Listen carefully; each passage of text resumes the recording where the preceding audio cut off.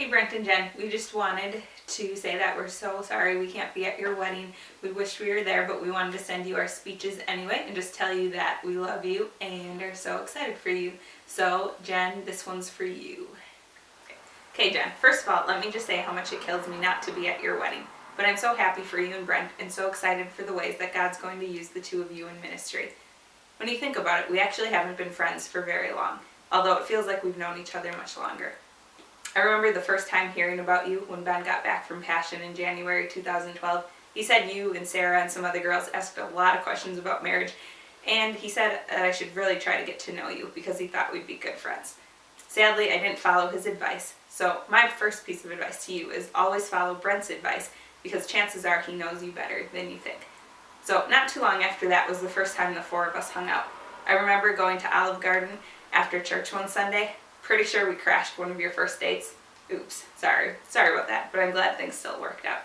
I remember you talking about Africa and thinking we have a lot in common. For some reason, we really only hung out a few times after that throughout the next year.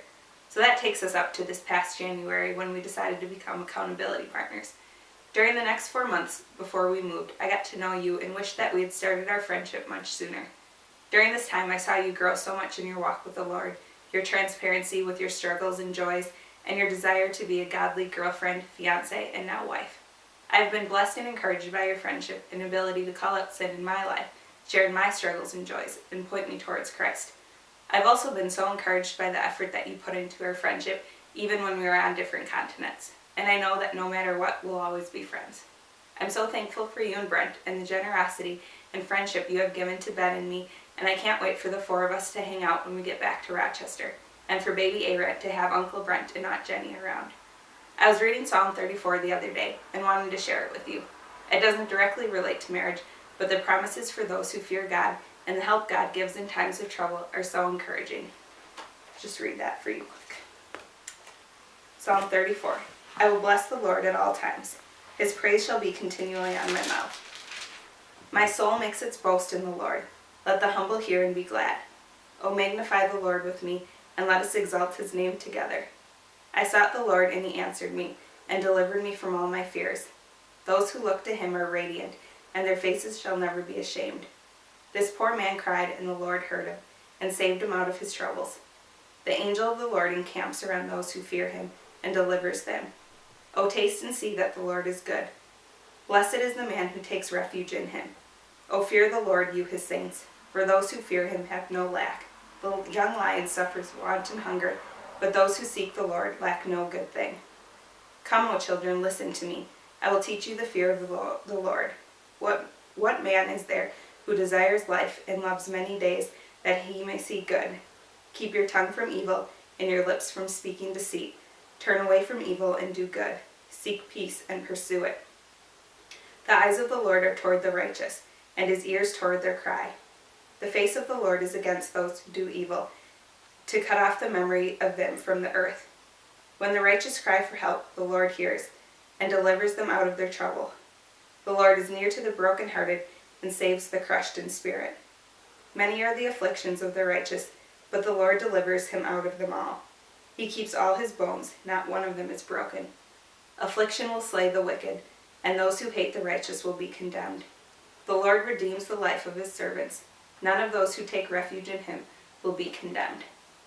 So, congratulations, Brent and Jen. Keep Christ at the center of your marriage, and even though you will have difficult times, he will be the rock that holds you together. So excited to watch you glorify God in your marriage.